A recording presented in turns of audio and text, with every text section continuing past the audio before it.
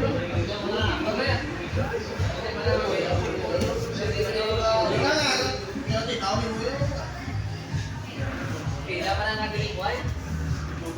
1.5 ang wire.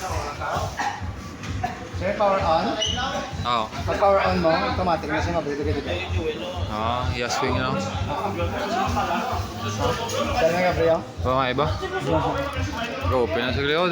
Automatic na yun. Sir, kung nga split type pala. Tapos sir, hindi pala sa inainay pala, buyan na ka lang dito, tugnaw lang yan. Hindi pala manas ka nag-andar siya. So, subong sir, hindi niya pa na napagabuyan, so may naka-eco mode siya. Eco. Gusto mo siya sir nga, buyan na lang tugnaw, off mo lang niya. Ang eco mode, ito lang sa full siya.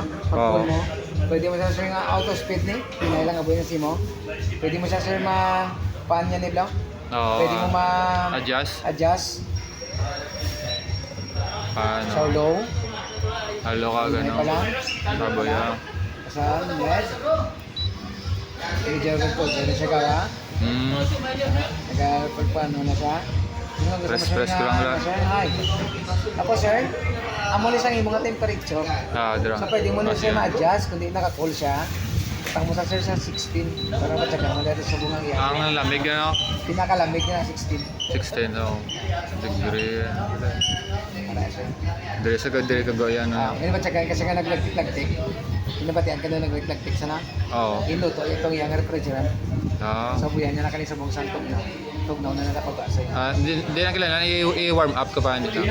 Inverter man di ba? Inverter nga lang. Mag-cleaning. Okay. Na din magwang. Lamig yan.